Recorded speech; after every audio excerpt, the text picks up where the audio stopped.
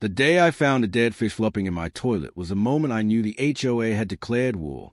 At first, I thought it was just some sick prank or maybe a wildlife mishap. But when I turned the kitchen tap and heard nothing but a wheeze and a dusty clank, confusion morphed into panic. My cattle troughs were bone dry, my tomatoes sagged under the relentless sun, and even the dogs were eyeing the bird bath like it was a holy relic. Stepping outside in my half-tied boots, I squinted against the bright sun and noticed a crisp envelope taped to my fence post. It bore the HOA seal, printed in a nauseatingly cheerful font. The message punched me square in the gut. Water access suspended pending compliance with HOA green space regulations. Thank you for your understanding. No warning. No community meeting, just a sudden hard cutoff as if I was some rogue tenant squatting in a community garden instead of the legal owner of 20 acres my family had tilled since 1957. Fury built like a storm in my chest as I stormed down to the HOA office, dust flying off my boots with every detainment step. Inside, the smell of lemon polish and Karen Templeton's smug perfume lingered in the air. Karen, the queen of the HOA and self-appointed guardian of suburban aesthetics, lounged behind her desk, looking as if she ran the Department of Homeland Security. I glared at her, trying not to laugh or scream, as I demanded to know why they had the authority to cut off my water. She smiled, a raccoon caught in the hen haze, and replied, "You're still within HOA boundaries, and your yard is unkempt. The bylaws are clear." Her words were a sick joke. I forced myself to hold in my laughter and anger as I asked if she'd personally measured my shrubbery's compliance with Section 3.4.2 of the Covenant. She didn't flinch, merely handing me a brochure titled Landscaping Harmony for a Brighter Tomorrow. The condescension was unbearable. By the time I got home, I had a clearer picture of the game being played. This was classic Karen, strong-arm tactics to squeeze me out. Last year, she had tried to fine me for allowing my rooster to crow before 8 a.m., as if livestock wore watches. This time, she'd taken it to another level. Starving a rancher of water wasn't just enforcement. It was sabotage. I finally saw her plan, getting me to sell my land for her precious community sports complex that stood right next to mine. But she didn't count on one thing. I was a whole lot pettier than she thought. I called Curtis, my old friend who owed me from when I pulled his truck out of a ditch during a blizzard years ago. Curtis was now an off-grid guru who had installations and success stories to spare, working with doomsday preppers and eco-farmers alike. When I told him what happened, he whistled through his teeth. "Well, hell, Wade. Sounds like it's time to pull the sun out of the sky and shove it down their pipes." With a plan forming in my head, we met that evening in my barn, sketches scattered across the back of a feed sack. We mapped out a solar-powered pump system that would draw directly from the underground aquifer, essentially rendering the HOA's water shutoff moot. It would be fully independent, entirely legal, and just out of view from Karen's watchful gaze. That night, fueled by 2 beers and the glow of a headlamp, we started digging, transforming my barn into the secret headquarters of my rebellion. Under the cover of darkness, we carved trench lines into the soil. As we buried the pipes, I felt empowered, convinced that this would be my quiet revolution. Every wire ran deeper into the earth felt like a bullet fired in defiance. Then, 2 days later, Karen came marching down my driveway, armed with a clipboard and oversized sunglasses. She waved it in the air, demanding to know if I was ready to cooperate. I nodded slowly, feigning innocence as I handed her the fake blueprint I had drawn in crayon, showing a plan for a new birdbath and a row of regulation shrubs. She took it solemnly, satisfied, and slipped back into her golf cart, oblivious to the storm brewing behind my newfound smake. What she didn't know was that within a week, my solar pump would be operational, pulling clean water straight from the aquifer to my barn, my troughs, and my sprawling garden of tomatoes. She had no idea that I also checked with the county and found out the HOA's water rights were leased, not owned, and that lease was about to expire. I didn't tell her that I had already placed a bid on that lease. Because sometimes, silence isn't just a tactic. Sometimes, it's the ultimate revenge. The day I turned on my solar pump and felt cool water flow through the pipes felt like a small victory tasted on the tip of rebellion's tongue. But I knew I had to be cautious. Karen wouldn't go down without a fight. As the water gushed from the underground tank, I took a moment to savor it, the sweet sound of freedom trickling into my troughs, turning my tomatoes a vibrant green. just in time for the summer heat. I allowed myself a grin, but I quickly fished my phone out of my pocket, sending a text to Curtis. Asterisk, it's time to turn this into a neighborhood affair. Meet me tonight. Asterisk. By dusk, we were back in the barn, surrounded by stacks of solar panels and haphazard blueprints. Curtis raised an eyebrow as I laid out my plan. You want to invite the whole neighborhood to see this? Absolutely, I said. This isn't just about me anymore. If we do this right, we can show them what independence looks like, what community can achieve when it stands together. No HOA politics, just honest water. Curtis grinned, nodding along, and we worked through the details, meticulously mapping out how to showcase my system without giving away its secrets. We wanted to create a buzz, a feeling of hope instead of fear. That night, as I lay in bed, the hum of the pump became a lullaby, lulling me into a restless sleep. Ideas danced in my mind like fireflies. It was only a couple days later when I decided to host a gathering. Water Day, I called it, a way to celebrate our rights and what we could achieve together. Word spread like wildfire across the neighborhood, the excitement palpable as the invitations got passed from yard to yard. On the day of Water Day, golden sunlight spilled across the yard just as the guests began to arrive. The sunlit air buzzed with laughter and the unmistakable hum of community spirit. Neighbors I hadn't spoken to in years appeared with curiosity, their faces alight with hope and eagerness. I had set up stands showcasing my solar system with graphs explaining efficiency and sustainability. People wandered over, inspecting the pipes buried beneath my lawn, marveling at the ingenuity. You did this all on your own? One neighbor asked, wide-eyed. Team effort, really, I replied, nudging Curtis, who was chatting with another guest about the intricacies of solar water systems. But it's just the beginning. This is something we can all build together. Just as I was warming to my theme, Karen Sillard appeared at the edge of my property. There she was, arms crossed, wearing that all-too-familiar smug expression replaced with wavering authority. Her colorfully printed brochure clutched in her hand like a lifeline. How's the festival of mismanagement going, Wade? She called out, sarcasm dripping from her tongue like poison. I hope you're not dragging everyone down with you into your little rebellion. Glad you could make it, Karen, I replied, forcing a smile. Just sharing some alternative ideas for water access. You ought to take notes. She stepped closer, determination lining her face. You know this isn't over. The HOA doesn't take kindly to, let's call them unapproved projects. Oh, I know, I said, my voice calm, but the storm of adrenaline roared within.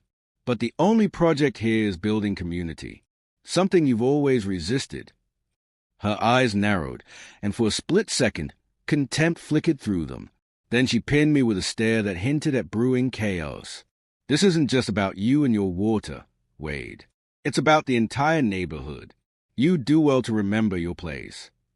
Unfazed and confident, I counted, and what place is that, Karen? The one where I let you control everything? Never again.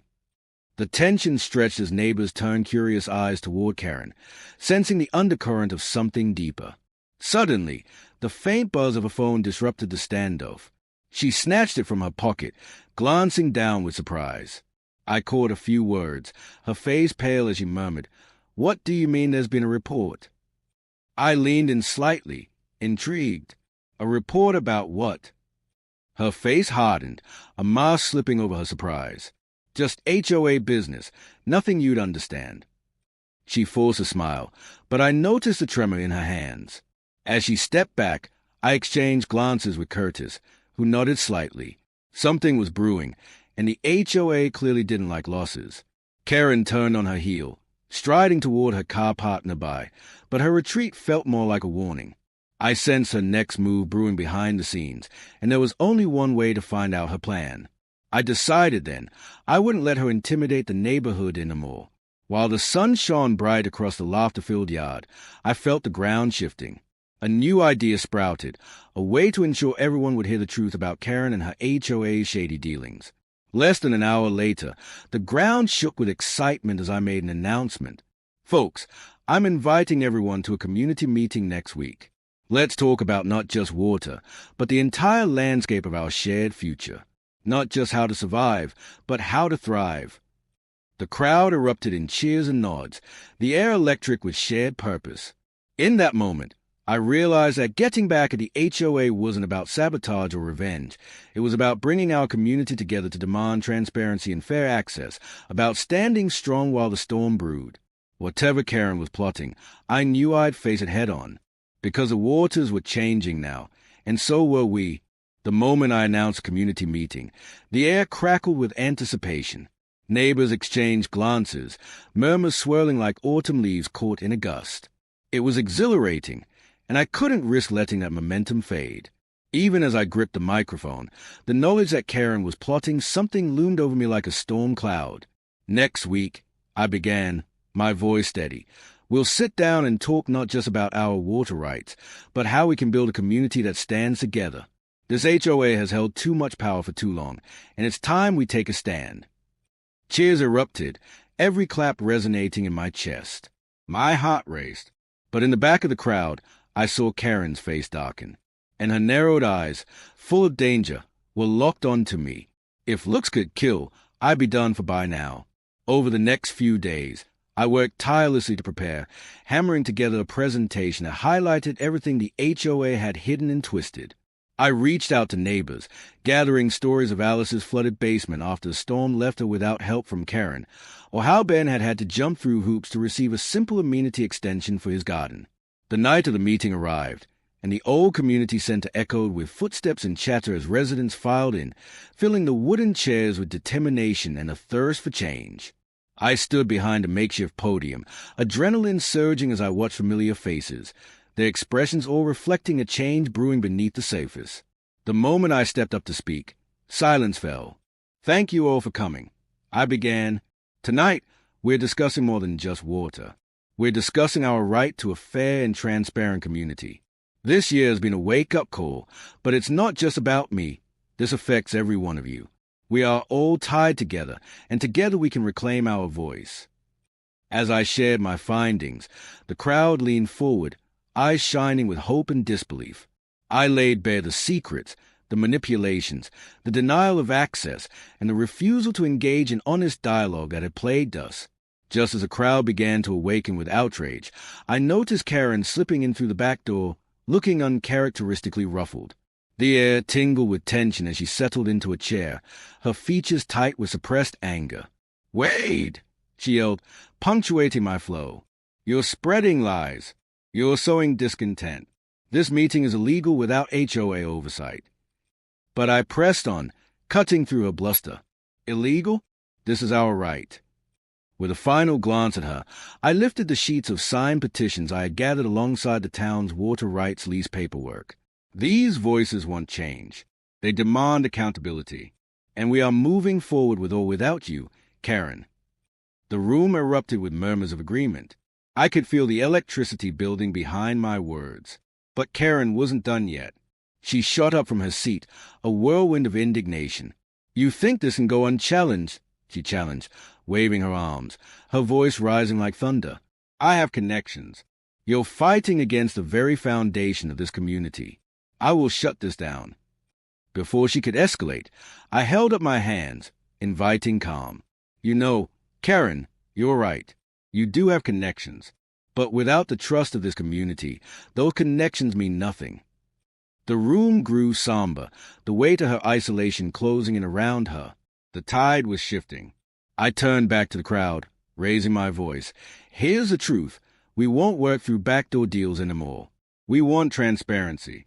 We want respect. Now, who's with me?" The room exploded with support as hands shot up, cheers reverberating off the walls. Each shout was a powerful reminder that we were united. But then the fire alarm shrieked, piercing the euphoria like a sharp knife. Chaos erupted as people surged toward the exits, confusion riding the air. "Stay calm. It's probably a drill." I shouted over the commotion, but my voice barely cut through the alarm's piercing wail. Karen's face turned gleeful, and I could see it in her eyes. She planned to escape through the back door and leave me to this chaos. I sprinted toward her, dodging bodies, determination pounding in my chest. "Where do you think you're going?" As I reached the door, a familiar voice emerged from the crowd. "She's calling the fire department." I glanced sharply back. chaos swirling around as the alarm rang on. It made sense. Karen's plan wasn't just to disrupt the meeting. It was to expose us all as troublemakers, to paint us as fools in the eyes of the fire department. I lunged toward her, adrenaline coursing through my veins. "This isn't what you want," I shouted, vying for her attention amid the chaos. Nothing became louder than my voice. "You couldn't let a community thrive without trying to destroy it first, could you?" Someone pulled their phone out and pointed it at us, capturing the surreal scene. Karen looked at me, eyes blazing, and for a brief moment, the facade cracked. But then she smirked. "You think you're winning here? You're pushing back against the tidal wave." "Maybe," I shot back, "but I'll drown before becoming part of it." In a moment of unexpected hesitation, she faltered, just enough for me to step closer. "You think fear will control us?" For a fleeting second, her bravado slipped. That was all I needed. I raised my voice, commanding the crowd. "They are pulling a fire alarm because they are afraid of losing control. So let's take it back." The alarm finally ceased, and as the last echoes faded into silence, I faced the crowd. Are we going to let Karen take our voices away? Our rights? Are we going to fold under pressure and let fear rule our community? "No," they yelled back. A roar surged through the room, energizing every weary soul. "The real tidal wave is us, united." I held firm, feeling the weight of every eye focused on me. And that tidal wave is crashing. Suddenly, someone burst through the door. It was a fire chief. "What's going on?" As the room settled into an uneasy quiet, I took a deep breath, wasting no time. "We're declaring our intent to move forward with a sustainable community plan. We need support from this department to ensure a safe and responsible transition from HOA control." His gaze shifted between me and Karen, the atmosphere thick with tension. "This isn't just about water," I continued, locking my eyes on the chief. "It's about empowering residents instead of stifling them. We have the momentum, and we want your backing." Karen stepped forward, her confidence waning. "You can't seriously be considering that, Chief. They are just a bunch of loud." But before she could finish, the chief cut in, his voice firm. "I suggest you calm down, Miss Templeton. From what I'm seeing, it's either you help rebuild this community or let it continue without you. Your behavior raises flags." The room gasped collectively, Karen's face morphing from shock to anger. The crowd erupted in murmurs of approval, eyes igniting with fervor. "Now," the chief declared, "either we work collaboratively or we face consequences due to the circus." With that, the tide turned in favor of the community. People stepped forward, sharing their stories about Karen's manipulations and cementing a united front. "Those who want change, follow. This is our chance." I gestured, my heart racing. One by one, residents shared their experiences, revealing long-hidden frustrations about the HOA, a catharsis born of oppression and fear. With each voice that spoke, I could see Karen's confidence dribble away like water through fingers. I felt unstoppable, an undercurrent of rebellion uniting us as a crowd echoed, "Power to the people." As the night wore on, Karen realized she was outnumbered, wisdom and acknowledgement dawning on her forlorn face. The fire chief, convinced of our resolve, left with a promise to rally support for our vision and ensure our planning came under new light. When he exited, cheers erupted again, echoing in the center, ringing with fresh hope shimmering in the air. Karen stood at the doorway, her facade crumbling, and a moment of realization crossed her face. This was no longer her HOA's territory. Amidst the elated faces around me, I felt the weight of my journey culminate into this powerful moment. The fear that had hung over us shattered, replaced by an infectious fire. In a final twist that would haunt the HOA, I knew Karen's reign had come to an end. She may have held the gates of power for too long, but here, before everyone, that power had shifted. Karen's last grasp of control fell to pieces as she backed away, her expression distant. "You think it's over? You will be sorry you messed with me," she murmured, turning to leave. But this time, my smile was genuine, unfazed by her threats. "Leave that up to us, Karen. The tide has turned."